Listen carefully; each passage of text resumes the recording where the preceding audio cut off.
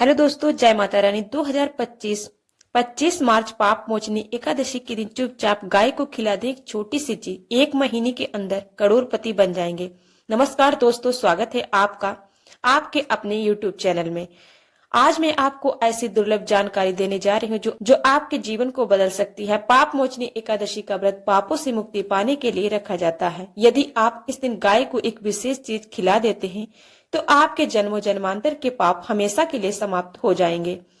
वास्तव में यदि आप यह उपाय कर लेते हैं तो श्री हरि विष्णु और माता लक्ष्मी की असीम कृपा आप पर बरसेगी। पाप मोचनी एकादशी के दिन यदि आप चुपचाप गाय को एक खास चीज खिला देते हैं तो करोड़पति ही नहीं बल्कि अरबपति भी बन सकते हैं। आपके जीवन के सभी संकट और परेशानियां समाप्त हो जाएंगी।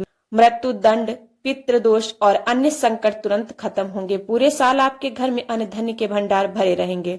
ऐसा कहा जाता है कि इस उपाय से व्यक्ति की किस्मत बदल जाती है और रुपयों पैसों की वर्षा होने लगती है। बैलेंस लगातार बढ़ता चला जाएगा। आपके घर में जो वेतन आता है वह कभी खत्म नहीं होगा बल्कि लगातार बढ़ता रहेगा।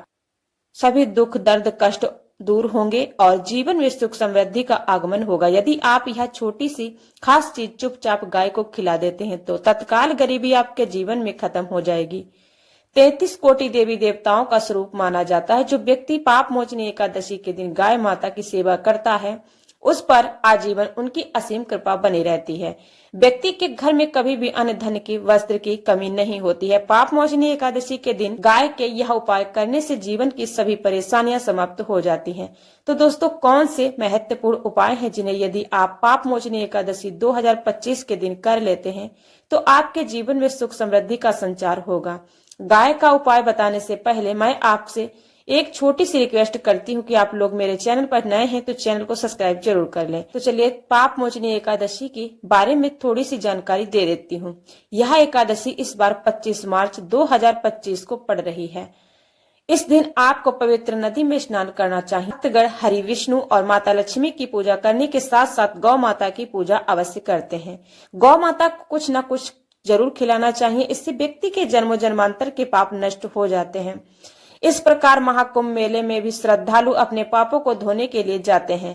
उसी प्रकार यह एकादशी की पापों को नष्ट करने के लिए बहुत ही चमत्कारी मानी जाती है। दोस्तों, जिस दिन का इंतजार दुनिया भर के हर पंडित, ज्योतिष और हर हिंदू भाई को रहता है वह दिन अब आ गया। आपकी जानकारी के लिए बता दूं कि हिंदू धर्म में पाप मोचनी एकादशी को बहुत ही श्रद्धा और भक्ति के साथ मनाया जाता है।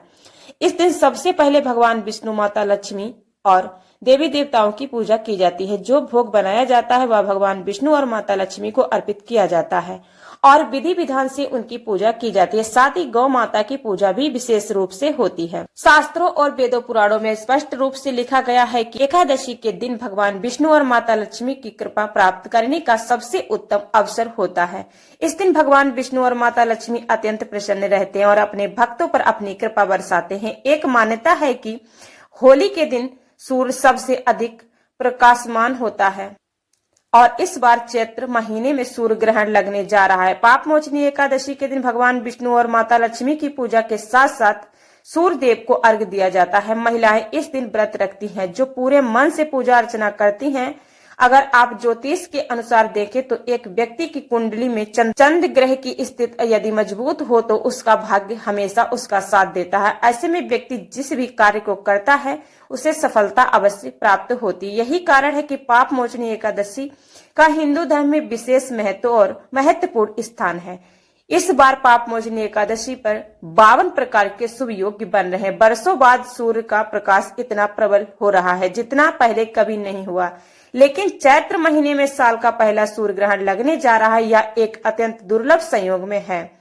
लगभग 130 साल बाद बन रहा है। इस एकादशी पर लक्ष्मी योग, ग्रह योग, नक्षत्र योग, अमृत सिद्धि योग जैसे कई शुभ योगों का निर्माण होने जा रहा है। इस दिन श्री हरि विष्णु और माता लक्ष्मी की पूजा करने से व्रत रखने और ब्रह्म मुहूर्त में उठने का विशेष महत्व। यदि कोई व्यक्ति दिन किसी पवित्र नदी में स्नान करता और पूरे दिन का व्रत रखता है तो उसे जीवन में अपार शुभ फल प्राप्त होते हैं। लेकिन दोस्तों, यदि आप ज्योतिष और तंत्र शास्त्र के अनुसार गाय से जुड़ा एक विशेष उपाय विधि विधान से कर लेते हैं तो आपको भगवान विष्णु और माता लक्ष्मी की असीम कृपा, असीम आशीर्वाद प्राप्त होगा। श्री हरि विष्णु की कृपा से आपके नवग्रह अनुकूल हो जाएंगे और राहु केतु की दशा में सुधार होगा और जीवन में अशुभता एवं समृद्धि का संचार होगा, क्योंकि यह एक व्यक्ति के जीवन में भाग्य और राहु केतु का नियंत्रण श्री हरि विष्णु के हाथों में होता है। दूसरी ओर यदि इस उपाय को विधि विधान से किया जाए तो आपके जीवन में धन आना शुरू हो जाएंगे।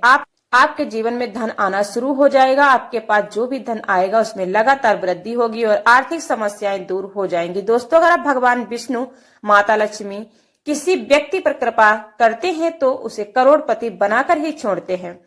अब आप सोच रहे होंगे कि आखिर गाय को ऐसा क्या खिलाने से और कौन सा उपाय करने से भगवान विष्णु, माता लक्ष्मी का आशीर्वाद प्राप्त कर सकते हैं। तो दोस्तों, आपने देखा होगा कि जब भी दिवाली, धनतेरस या किसी एकादशी पर पूजा होती है तो घर के बड़े बुजुर्ग गौ माता की पूजा जरूर करते हैं और उन्हें भोग अर्पित करते हैं। कई लोग उन्हें कम से कम 2 पूरी अवश्य खिलाते हैं।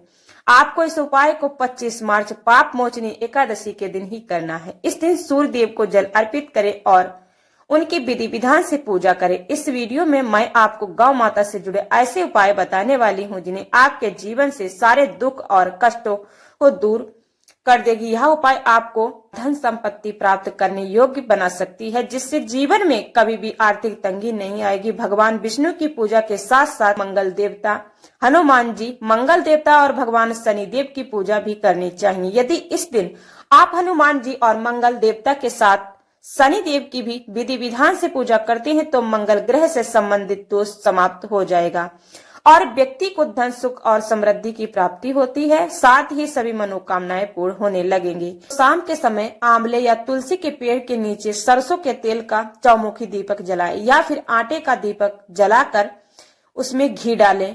इससे आपको शुभ फल मिलेंगे और धन धान्य की कभी कमी नहीं होगी। चौमुखी दीपक में आगे की बाती लगाकर सरसों के तेल का दीपक जलाना चाहिए। आटे का दीपक बनाएं और उसमें तेल डालकर बाती रखे।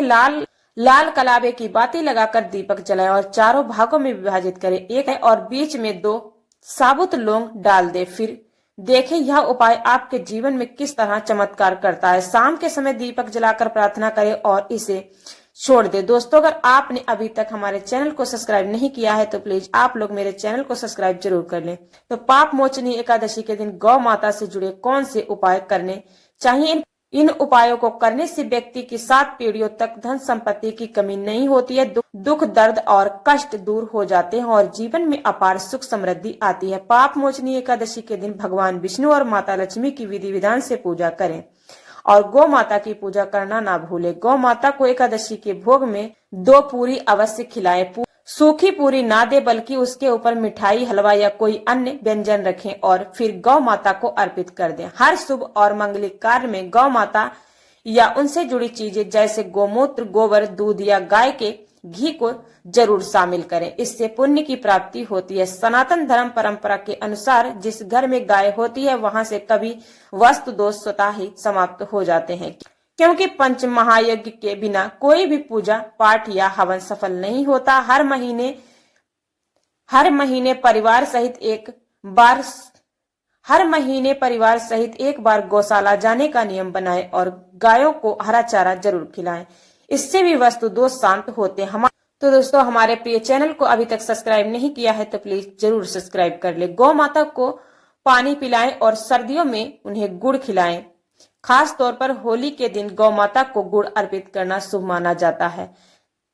गर्मियों में गाय को बहुत ज्यादा गुड़ ना खिलाएं। गौ माता से जुड़े कई शुभ और अशुभ संकेत भी होते। यदि दूध देते समय गाय अचानक ठोकर मार दे और दूध गिर जाए तो यह अपशगुन होता है। लेकिन यदि यात्रा के समय कोई व्यक्ति देखे गाय अपने बछड़े को दूध पिला रही है तो यह शुभ संकेत होता है और यात्रा सफल होगी। यात्रा जाते समय यदि गौ माता की आवाज सुनाई दे, रात में उनकी हुकार सुनाई दे तो यह शुभ संकेत होता है। दोस्तों, साथ ही गाय के साथ हमें कुछ ऐसी गलतियां करने से बचना चाहिए जो पाप का कारण बन सकती हैं। गाय को राष्ट्रीय पशु बनाए जाने और उन्हें विशेष अधिकार दिए जाने की चर्चा हो रही है, लेकिन इसके बावजूद कई लोग उनके साथ बुरा व्यवहार करते, जैसे कि गाय का दूध देना बंद कर देती है। ऐसे में कई बार लोग उन्हें मारते पीटते, उन पर पानी डालते हैं, जिससे वे घायल हो जाती हैं या बीमार होकर दम तोड़ देती हैं। इसलिए यह हमें समझना जरूरी है कि गाय के साथ हमें कैसा व्यवहार करना चाहिए और शास्त्रों में इसके बारे में क्या कहा गया है। शास्त्रों के अनुसार गाय को कभी भी मारना पीटना नहीं चाहिए। माता का दर्जा दिया गया है और जो व्यक्ति गाय को कष्ट पहुंचाता है वह उतने ही बड़े पाप का भागीदार बन जाता है। अपनी माता को कष्ट देने वाला ऐसा व्यक्ति नरक में कष्ट भोगता है और अगले जन्म में पशु योनि में जन्म लेता है। एक कथा, गौतम मुनि ने गलती से एक गाय को डंडा मार दिया था, जिससे उनकी मृत्यु हो गई थी। इस पाप से मुक्ति के लिए उन्हें वर्षों तक तपस्या करनी पड़ी थी। इसी तरह भगवान श्री हरि विष्णु ने एक बार गलती से बैल स्वरूप आए एक वृद्ध आश्रमवासी का वध कर दिया था। इस पाप से मुक्ति के लिए उन्होंने सभी तीर्थों को एक कुंड में बुलाया और उसमें स्नान कर खुद को शुद्ध किया। शास्त्रों में कहा गया है कि जब कोई गाय पानी पी रही हो तो उसे डंडा या भगा कर नहीं हटाना चाहिए। ऐसा करने वाला व्यक्ति घोर पापी होता है। इसके विपरीत जो लोग गायों की सेवा करते हैं, उन्हें भोजन कराते हैं, उनकी अच्छी देखभाल करते हैं, उनकी सभी इच्छाएं पूर्ण होती हैं और वे धन वैभव से संपन्न होते हैं। गाय को कभी भी डंडा मारकर या पानी डालकर जबरदस्ती उठाना नहीं चाहिए। ऐसा करने से व्यक्ति अगले जन्म में दर दर भटकने के लिए मजबूर हो जाता। और अगर हमारे चैनल पर नए हैं तो चैनल को सब्सक्राइब जरूर कर ले। फिर मिलती हूँ अगली जानकारी के लिए, तब तक के लिए बाय बाय।